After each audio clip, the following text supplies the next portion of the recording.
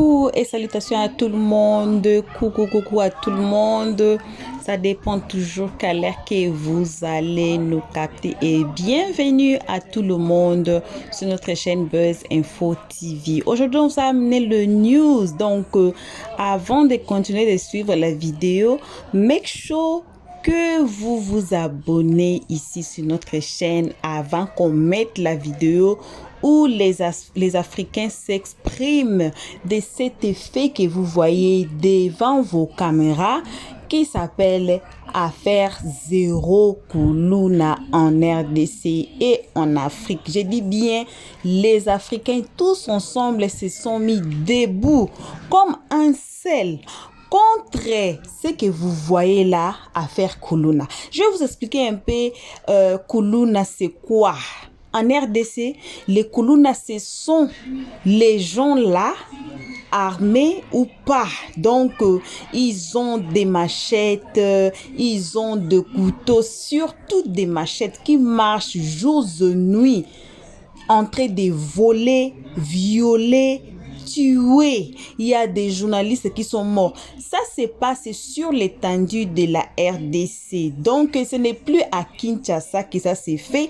Et il y a un journaliste qui était mort d'ailleurs à Lubumbashi par ces mêmes effets, les effets de Koulouna. Donc, ce sont des gens qui sont, comment on dit, dans d'autres pays, les microbes, je ne sais pas si vous savez, les microbes, donc on appelle ça, donc appelons-le le bandit. Donc ce sont les bandits. J'ai suivi un peu les enquêtes, j'ai vu là où une maman même était assise par terre en train de pleurer le 31 décembre.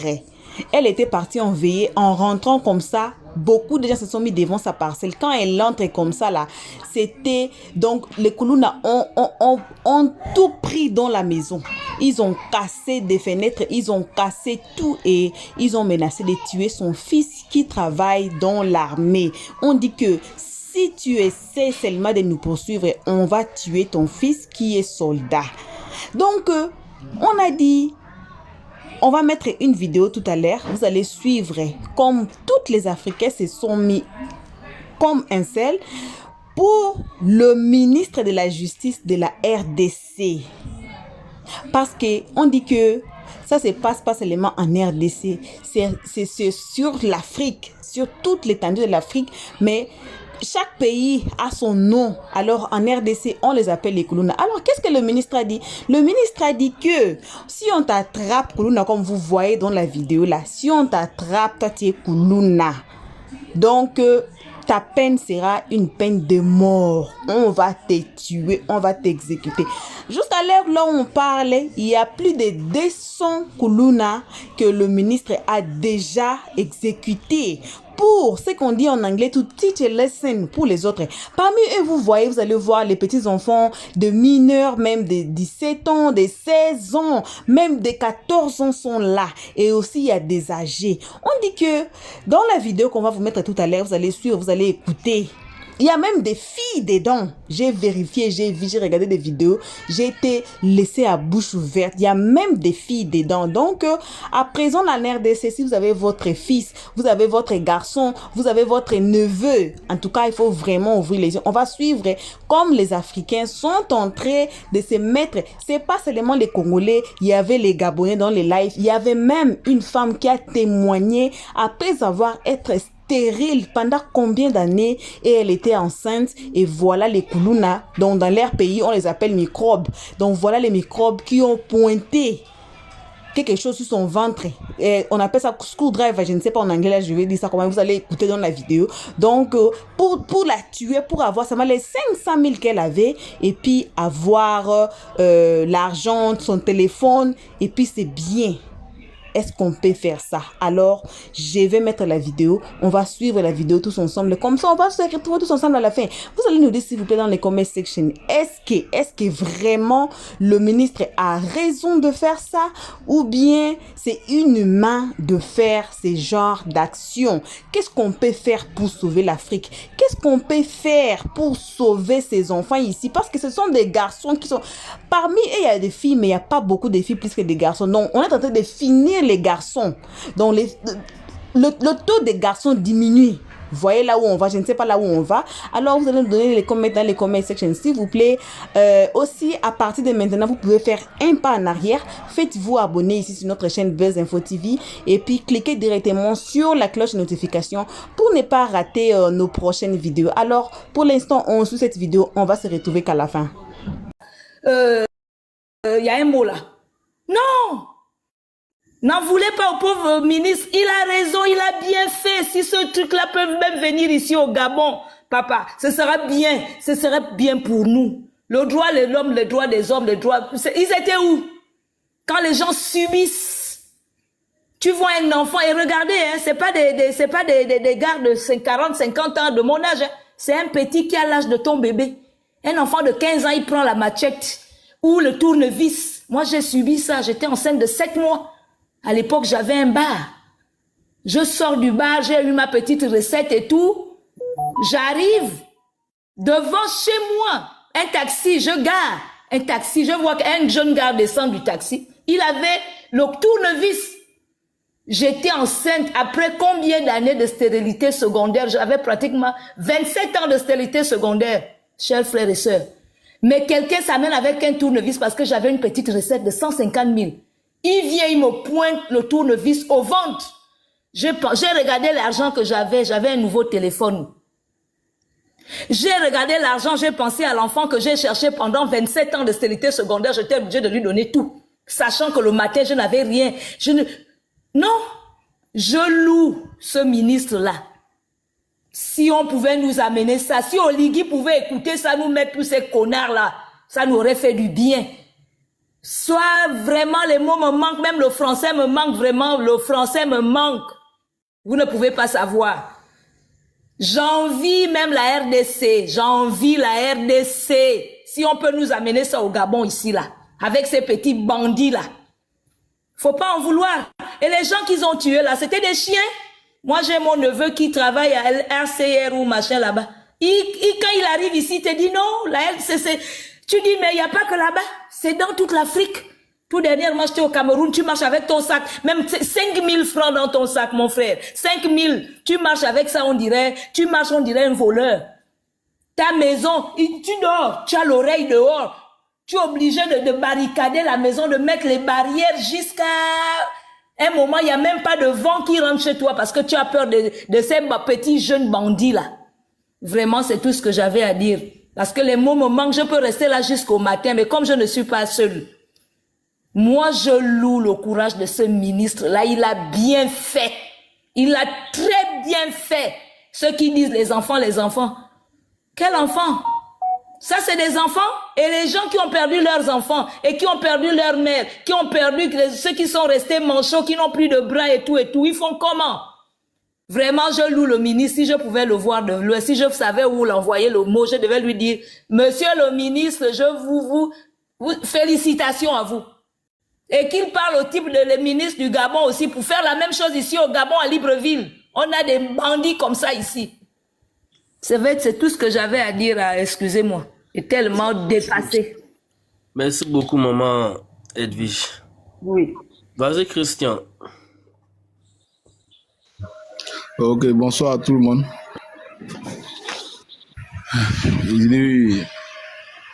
Ce que le ministre a fait, moi je suis d'accord avec ça.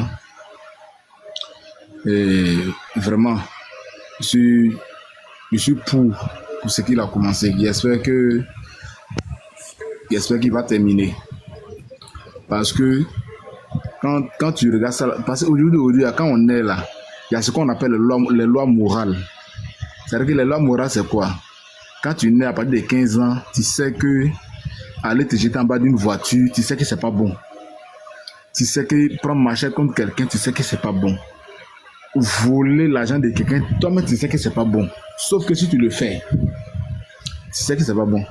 Et quand on parle de droit de l'homme, ceux qu'on vole là, ce sont des robots, je crois.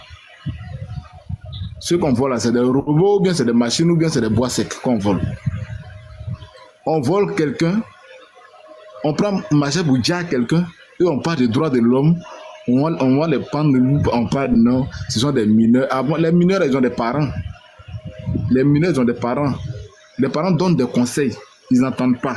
Il n'y a pas un parent qui a fait son enfant, qui va souffrir pour faire son enfant à 9 mois et puis il ne va pas lui donner conseil. Il n'y en a pas. Même si l'enfant est seul avec sa mère va lui donner conseil. Si l'enfant est seul avec son père, son père va lui donner conseil. Oui. Son père va lui donner conseil. À moins que l'enfant ne veut pas écouter. Et quand tu ne veux pas écouter, voilà, tu payes le prix de ce que tu ne veux pas écouter. C'est si simple que ça, là. Tu payes le prix. Il y a beaucoup Nous tous, on sait que l'Afrique est dure. Nous tous, on sait, même l'Europe, on dit l'Europe, là. Tu travailles d'abord, on va en avoir pour toi. Tu travailles d'abord. Et puis on mène à ta main à la fin du mois. C'est ça aussi l'Europe aussi. Aujourd'hui, nous savons que les avantages que les Européens ont, on n'a pas ça. Et puis on sait que l'Afrique est... Toi, tu veux où? Hein? Toi, tu vis où? Je suis en Côte d'Ivoire. Ah, tu es en Côte d'Ivoire, d'accord. Sans que l'Europe est dure là. Mais ici en Europe là, hein. Ici là, d'autres même peuvent décider de ne pas travailler chaque fin de mois, ils ont de l'argent, tu comprends? Voilà, pour ça quelque chose. L'école ici est gratuite, tu comprends? Voilà. C'est-à-dire qu'ici là, quand tu es mineur, on prend soin de toi jusqu'à ce que tu aies tes 18 ans. En Afrique, il n'y a pas ça. Donc, on va comparer les deux. Non, je veux dire quoi? Ce que tu dis là, moi je ne peux pas discuter parce que je suis entièrement, vous qui vivez là-bas là, moi je suis entièrement, parce que je ne connais pas trop les retraites de là-bas. Je veux dire quelque part aussi, là-bas aussi, quelque part aussi là, tu travailles, c'est puis à la fin du mois, on met à ta main, ou bien. Voilà, je sais, ce que tu dis, je ne discute pas avec ça. Je veux dire quoi, tellement l'Afrique est dure, au lieu d'aujourd'hui là, hein, et tu vois, il y en a qui sont couturiers, il y en a qui sont des mécaniciens, il y en a qui sont des boulangers, il y en a qui travaillent au champ. Pour gagner pour eux. Il y en a qui vident caniveau, il y en a qui poussent au trot, il y en a qui poussent bourrette. Il y en a qui poussent bourrette. Et si on laisse ce phénomène-là comme ça, la génération qui va venir, ils vont prendre exemple sur ceux-là. Ils vont prendre exemple sur ceux-là. Donc, quelque part, moi, je suis d'accord avec le ministre, parce que c'est vrai que l'Afrique est dure, mais chacun s'est débrouillé à sa manière pour pouvoir s'en sortir. Il y a des mécaniciens, il y a des mécaniciens auto, il y a quoi on appelle il y a des vendeurs d'oignons, mangue, avocats, tout ça. Il y a des gens qui font garba, tout ça là pour vendre. Il y en a. On ne peut pas dire qu'il n'y a pas quelque chose à faire. On peut pas dire que si tout le monde choisit de faire comme ça là, en ce moment le pays devient comment? Si nous tous on choisit d'être Koulouna, on fait comment? Le pays devient comment? Voilà. Donc, quelque part, le monsieur a bien fait, le gouvernement a bien fait de prendre ça. Ceux qui s'arrêtent dehors pour dire non, je ne suis pas d'accord, c'est les mineurs, on doit avoir pitié, qui aille à la présidence pour dire ça, pour dire ça comme au ministre là-bas. Il y a la présidence pour leur dire ça. En tout cas, c'est une très bonne idée. Moi, il n'avait pas beaucoup à polémiquer sur ça. Voilà, c'est ce que moi j'avais à dire. Le monsieur a pris une bonne décision. Parce que dans la vie aussi, quand il naît là, dans ta tête là, la tête est faite pour réfléchir. Le cœur est là pour agir. Donc, tu vas pas filmer de n'importe quoi. Et puis quelqu'un va finir de grouiller, il va vider caniveau, il va avoir ses 5 000 francs pour aller nourrir sa mère, ou bien son enfant, ou bien son enfant est malade, il allait prendre crédit à quelqu'un, il revient, et puis toi tu l'attends dans un couloir. Et puis c'est pas une fois, c'est pas deux fois. Toute une année, toutes les années, ils sont dedans. Au moins c'est une fois, et puis tu as laissé, on peut dire ouais, j'ai fait ça, c'était par erreur. Non, mais ça c'est pas, tu es dedans tout le temps, tu es dedans. Et puis on appelle ça comment? C'est pas de l'erreur. Ça veut dire que ça devient un métier pour toi. Ça devient un métier. Et quand ça devient un métier, quand ça devient gênant pour la population, alors les dirigeants vont prendre une mesure pour éradiquer tous ces microbes. Vraiment, merci monsieur pour le panel. C'est ce que j'avais à dire. Maintenant, moi j'ai une dernière question. Alors, est-ce que pour vous, tes enfants là sont nés et puis ils ont choisi de devenir Kuluna, c'est ça? Les enfants? Oui. Oui, je peux répondre à la question? Oui, vas-y. C'est un choix, c'est ça? Ok, je vais tout à dire, parce qu'il a dit tout à l'heure qu'il n'y a pas de parents qui font enfant sans donner conseil. Vrai ou faux? Même si l'enfant est sûr de sa mère ou bien son père, ils ne vont pas lui donner conseil. Ils vont lui donner conseil, mon frère. Tu es seul avec ton enfant. L'enfant est petit. Oui, voilà, l'enfant est petit, tu es seul à lui. Tu as donné conseil, quand arrivé à un certain niveau, le conseil maintenant, il rejette. Il veut faire ce que lui, son cœur veut forcément. Mais quand l'enfant décide de se détacher de ses parents qui sont nés avant lui pour lui montrer la voie, et voilà, à la dernière minute là, c'est ce que tu suis comme conséquence à ce qui est là. Sinon, il n'y a pas de parents qui font enfant sans donner conseil à son enfant pour lui non, ne fais pas ça, ne fais pas ça, ne fais pas. Il n'y en a pas. À moins que tu ne veux pas écouter la voix de tes parents. Il a joué un peu. Donc, c'est ça. Ils ont choisi d'être des Kuluna. Voilà, ils ont choisi d'être des Kuluna parce que le père ou bien la mère va prendre l'enfant pour aller mettre dans Kuluna pour dire non, tel gang éduquer mon enfant. Ça ne se fait pas. Ok. Qui va faire ça? Ok. Maintenant, Oui. la maman ou bien le papa qui n'ont pas les moyens, mais ils font 10 enfants, 15 enfants. Et ces enfants-là, parfois, ils n'ont même pas droit de partir à l'école. Parce que parfois, pour payer même la scolarité de l'enfant, parfois, c'est tout un tas de problèmes. Certains sont obligés même d'abandonner l'école à l'âge de 12 ans, 13 ans pour aller vendre dans la rue, là. Dis-moi, ces enfants-là, ceux qui choisissent cette vie-là ou bien cette vie-là, leur est imposée. Cette vie-là, il peut dire cette vie-là leur imposée parce que le père a fait beaucoup d'enfants. Voilà. Le père a fait beaucoup d'enfants et puis il n'a pas les moyens pour mettre certains enfants à l'école. Je suis d'accord pour ces enfants qui prennent leur destin en main pour aller vendre du coton, pour aller vendre des nyamakou ou même pour aller vendre bissab pour pouvoir gagner pour eux. Ça, ce sont des enfants conscients qui de prendre l'âme ou bien pour le vice pour aller t'arrêter pour attendre quelqu'un. Maintenant, ces enfants qui sortent pour aller vendre là, hein, ces mineurs qui sont irréfléchis, qui sortent pour aller vendre là, est-ce qu'ils peuvent être recrutés par des gangs, oui ou non? Ça leur revient à ces enfants-là eux-mêmes de répondre à ça parce que... Ils sont mineurs et influençables, on est bien d'accord. Ils ne sont pas obligés d'accepter. Ils sont mineurs et influençables, on est bien d'accord. Oui, mais ils ne sont pas obligés d'accepter. Ils sont mineurs et influençables, on est bien d'accord. Voilà. Ouais, oui, mais tu vois, les enfants qu'ils ont pris dans la prison qu'on voit là, l'enfant qui est sur l'écran là, tu peux lui donner quel âge comme ça? La réflexion d'un enfant n'est pas la même qu'une personne qui est majeure. Voilà pourquoi on ne parle des mineurs. Parmi eux là, il y a certains même qui ont 16 ans. 15 ans, 14 ans, d'autres ont 17 ans. Et sache que peut-être même qu'ils ont fait peut-être 5 ans dans la rue. Tu sais quoi? Donc beaucoup sont partis dans la rue étant très très mineurs. Et j'ai eu des témoignages où on disait que beaucoup même ont été traités de sorciers, dont leurs parents les ont jetés à la rue. Ils avaient 12 ans, 13 ans. On dit qu'ils sont sorciers, on les jette à la rue. Tu vois, donc il faut voir tous ces paramètres là. Je suis désolé, il ne faut pas prendre ces raccourcis en disant oui, ils ont choisi ci, ils ont choisi ça. Tu vois, bon. Non, mais je suis d'accord. Ce que tu dis là, il n'y a pas de souci. Même si les parents te rejettent, il y a des personnes qui sont rejetées à l'âge de 14 ans, 11 ans, et puis qui ne sont pas devenues des Kuluna. Et comme d'autres aussi sont rejetés et qui deviennent aussi des petites filles qui lancent foulard. Hein? Ou bien qui deviennent voilà, maintenant, je viens. Ou bien qui deviennent des agresseurs. Voilà, parce qu'on n'a pas les mêmes manières de réagir face à une situation. Je peux te poser une question? Vas-y. Je peux poser... Ok. L'enfant qui a 15 ans, est-ce que c'est à l'âge de 15 ans, ou bien à l'âge de 16 ans, ou soit à l'âge de 20 ans? Est-ce que cet enfant est conscient qu'aller se jeter en bas d'une voiture, c'est bon ou c'est pas bon? Est-ce qu'il est conscient de ça? 20 ans déjà, il n'est plus un enfant. Donc lui, voilà. Et à l'âge de 15 ans, il peut aller se jeter en bas d'une voiture? Mais s'il jeté en bas d'une voiture, s'il est drogué... Ou soit à l'âge de 15 ans, c'est-à-dire que, je demande quoi? Est-ce qu'une machine qui a été tournée, une machine qui casse les bras, est-ce que l'enfant qui a 15 ans, voyant ça, peut aller mettre sa main dedans pour casser son bras? S'il est sur substance, oui. Il peut aller mettre sa main dedans. S'il est sur substance, oui. Parce que parmi eux là, beaucoup sont drogués. Donc s'il est sur substance, oui. La preuve là, il y a des gens qui ont bu de l'alcool. Ils sont drogués, parfois ils se jettent dans le caniveau, non? Ou bien? Hein? Oui, mais voilà. Tu sais que moi je sais que... Substance, oui. Il peut faire tout. Il peut même monter sur un immeuble et se jeter en bas parce que pour lui-même en bas, mais qu'il voit là, il voit la mer, il voit l'eau. Tu vas jamais entendre. Laisse pour toi là. Laisse pour toi là. Moi j'ai vu des gens. Jamais vu ça là.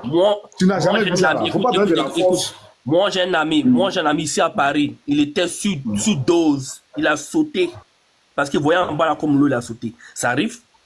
Aïe. C'est ce qu'il y a de dose, c'est la boisson ou bien c'est... Il dit il est sous dose. Bonsoir. Il est sous dose.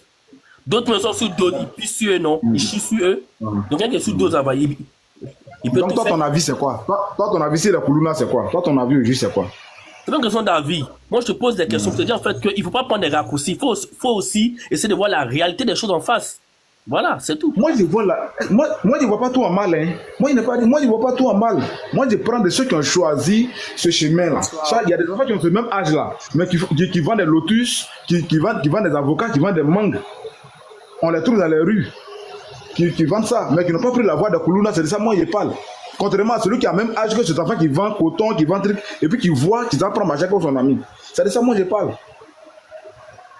N'oubliez pas qu'il y a des gens qui sont influençables. Je répète, un enfant de 12 ans, 13 ans, qui est livré à lui-même dans la rue, peut être recruté par des gangs.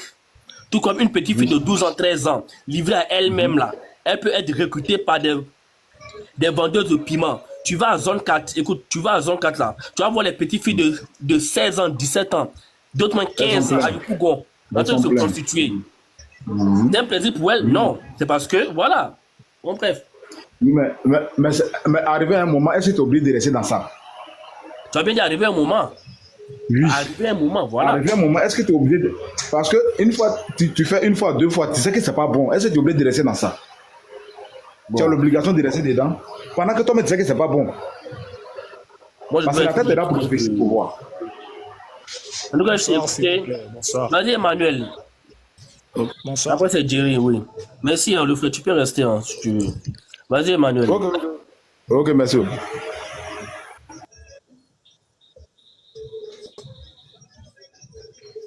Emmanuel, allez-y. Bonsoir à tous. Bonsoir, j'espère que vous allez bien. Oui, ça va, merci. Oui, en fait, j'étais là depuis un moment, je vous suis. En tout cas, ça fait très mal, ça fait vraiment très mal. Moi, je suis Congolais vivant à Kinshasa. Et parmi tous ceux qui sont ici dans les panels, plus de 600 personnes, je ne pense pas que parmi nous, il y a des descendants de Bill Gates, de Jeff Bezos, des enfants qui sortent d'une bonne vie. Non, nous sommes tous pauvres.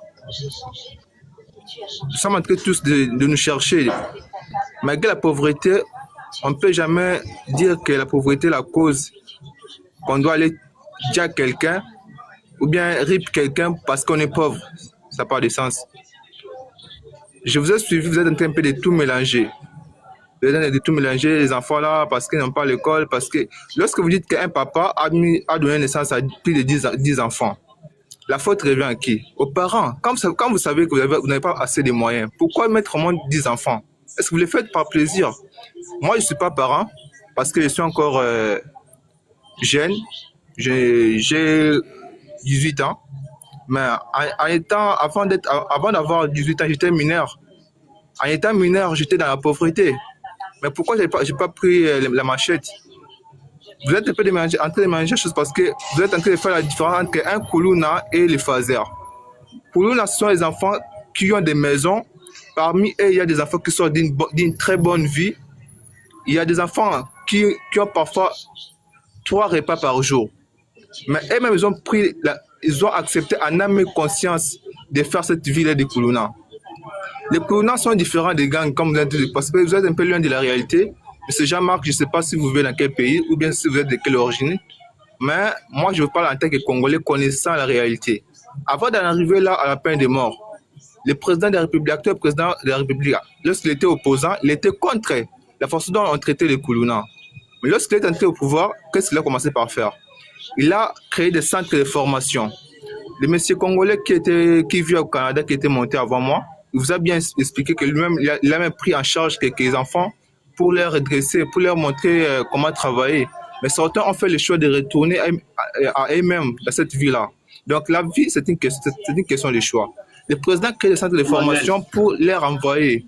Emmanuel. Pour les renvoyer, oui. Cite-moi le nom de 2 centres de formation que l'État a mis en place pour les enfants Koulouna. Oui, merci pour la question. Il y a Kanyamaka CC. Et il y a Bukangalonzo. C'est un centre de formation, ça. Quoi? Mais oui, Quoi? Kanyamaka CC. Travailler les enfants comme des esclaves, monsieur. Mais non, monsieur, vous êtes dans quel pays? Moi, je suis pas en tant que Congolais. Je suis pas en tant que Congolais. Laissez-moi continuer, s'il vous plaît. Moi, j'ai été à Kinshasa. Vous avez été au Congo en quelle année? aller éliminer les pauvres gens, les pauvres habitants du Congo. C'est ça que je parle.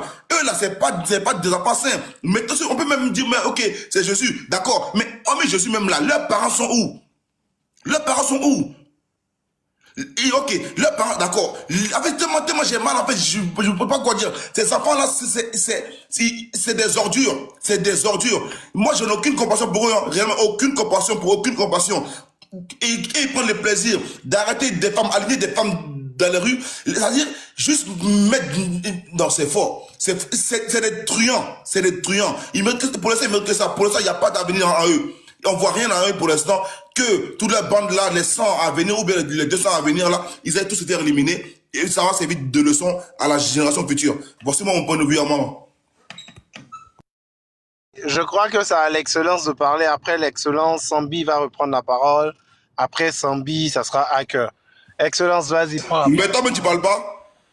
Si, je vais parler tout à l'heure. Je vais parler. Comme c'est les invités, ils n'ont qu'à parler d'abord. Nous, on est à la maison. Ah, merci beaucoup. Ça fait beaucoup plaisir. C'est la première fois que je suis sur votre panel. Je tiens d'abord à vous remercier, tous ceux qui sont sur le panel, tous ceux qui ont pu donner leur avis. John, merci beaucoup. C'est de ça qu'on a besoin, s'asseoir, discuter entre nous de nos problèmes. Mais d'abord, je voudrais dire à notre frère Sharafani que passer par la Méditerranée pour aller en Europe, chacun avec sa chance. Excuse-moi, dès que tu finis, j'ai répondu en même temps. Ça fait 2 fois qu'on s'adresse à moi maintenant. Tu finis, je rebondis. Et je viens avec mes raisons. Oh, t'inquiète. Moi, je viens en paix, mon gars. T'inquiète pas. Je suis pas là pour t'attaquer. Mais je veux juste dire que c'est pas quelque chose à encourager. Quelqu'un peut aller de cette façon et puis il réussit. C'est sa chance. Mais c'est pas quelque chose à promouvoir. C'est tout ce que je voulais dire par rapport à ça. Et je voulais dire aussi un gros bisou à notre grande Amazon Roro. Tout ce qu'elle a dit, c'est absolument la vérité. Je suis entièrement d'accord avec elle. Et je suis même d'accord avec Sharafani par rapport à ces jeunes-là. Oui, c'est des paresseux. C'est des gens qu'il faut éliminer. Je suis entièrement d'accord. Mais après ça, on fait quoi? Parce que ces gens-là, il n'y a pas que eux. Il y a d'autres personnes qu'ils influencent, que l'État n'a certainement pas mis la main sur eux et qui seront toujours là, libres, qui vont continuer à commettre des crimes. Mais qu'est-ce qu'on va faire d'eux? Le problème là, le vrai problème là, c'est l'État. Tout ce qu'on peut dire, que ça soit le problème des parents, que ça soit les pasteurs vendus, criminels, les pasteurs qui n'ont aucun honneur, aucune dignité, et même les colons eux-mêmes, tout ça c'est le problème de l'État. L'État congolais est un État failli, un État, c'est-à-dire un État incroyable, indescriptible. C'est ce que... Regardez par exemple, comparez un peu la guerre au Sahel et ce qui se passe au Congo. Au Congo, c'est depuis 1994 qu'il y a la guerre là-bas. C'est plus de 10 millions de morts. Est-ce qu'il y a la même volonté, la même détermination que les dirigeants du Sahel ont chez les autorités congolaises? Non. Au Congo, un simple député gagne plus de 20 000 $ US. Un simple député. Et le président justifie ça, il trouve même que c'est peu. Soyons sérieux quand même. Un État déboussolé, un État qui... C'est-à-dire, on ne comprend pas.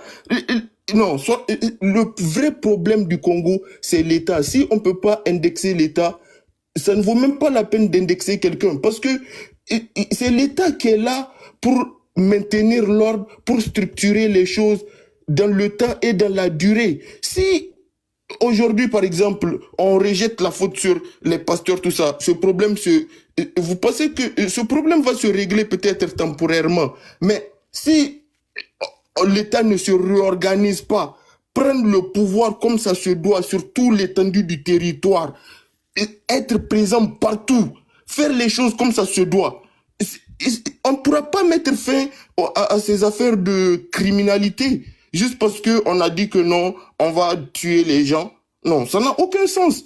Ça n'a aucun sens. Eux-mêmes, ils se remettent même pas en question, ces autorités congolaises-là. Ils doivent se remettre en question des gens qui sous-traitent leur sécurité.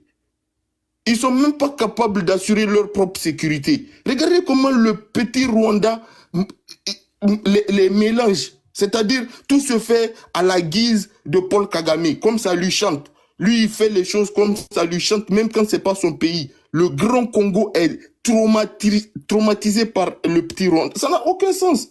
Il faut que les autorités congolaises se ressaisissent pour pouvoir mettre fin à tout ce problème-là. Tant que l'État congolais va continuer à jouer à ce jeu-là où à être dans une ambiguïté qui dit pas son nom, il y aura aucune solution à tout ce qu'on est en train d'énumérer ici comme problème. C'est là la vraie source. Il faut qu'on s'attaque à nos autorités vendues qui sont pas là pour servir le peuple. Et moi, quand je parle des autorités, je remets pas la faute seulement sur le président Tshisekedi. C'est un État failli depuis 94. C'est-à-dire, tous ceux qui se sont succédés n'ont rien fait pour ce peuple-là.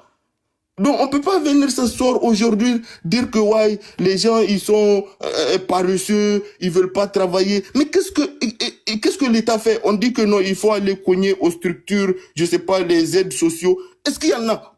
Au Congo, il y en a? Même quand il y en a... Tu as 1 minute pour chuter, mon frère. Tu as 1 minute pour chuter. Ok. Et même quand il y en a, on voit dans les comment on appelle ça? Les centres de réfugiés, là. C'est débordé. C'est débordé. Mais quand tu es dans un endroit comme ça, tellement c'est débordé, les jeunes n'ont pas d'expérience et ils n'ont pas d'espoir.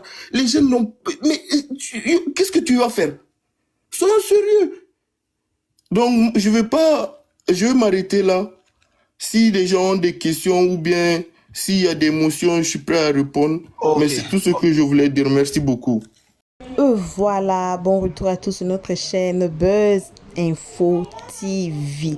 On vient de suivre la vidéo et on a écouté comme les Africains ont été comme un seul à défendre pour cet événement qu'on appelle Zéro Kuluna en RDC. Et vous avez écouté même la Guinéenne qui a parlé, qui dit que non, il faut que cet événement vienne aussi en Guinée parce qu'on est fatigué. Je vous signale que cet événement, ça ne se passe pas seulement au Congo et ça se passe dans toute l'Afrique. Même ici, en Afrique du Sud, il y a ce qu'on appelle gangsters.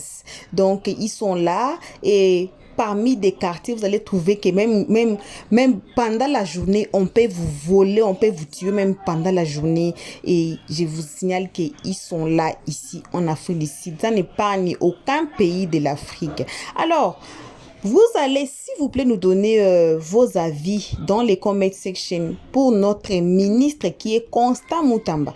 Comment vous voyez cette action? Bon, pour moi-même, j'ai un peu parcouru sur les réseaux sociaux pour chercher son histoire. Constant Mutamba, c'est quelqu'un qui a vécu dans des guerres. Donc, c'est un enfant de la guerre. Il n'a pas de remords contre ceux qui font du mal. Il y a d'autres gens qui disent que non, il faut avoir pitié des enfants là. On est tous humains. La loi, le droit de l'homme et tout. Mais si vous avez vécu ça sur votre yeux ou bien si c'est arrivé dans votre famille, j'espère pas que vous allez parler des droits de l'homme, j'espère pas que vous allez dire d'avoir pitié, parce que moi-même je suis assise ici, j'ai vécu la guerre, je sais comment ça fait et je n'aimerais jamais soutenir aucune action qui pourra peut-être provoquer n'importe quelle guerre, parce que je suis, comme on dit, une rescapée de la guerre. Ce n'est pas bon. Alors lui aussi, il a survécu ça et il a des très bons compromis pour la RDC concernant cette histoire. Oui, des fois on dit que non, ce sont des enfants et tout. Et les gens qui ont dans le live là qu'on vient tous de suivre, que non, ils sont enfants, ils sont influençables.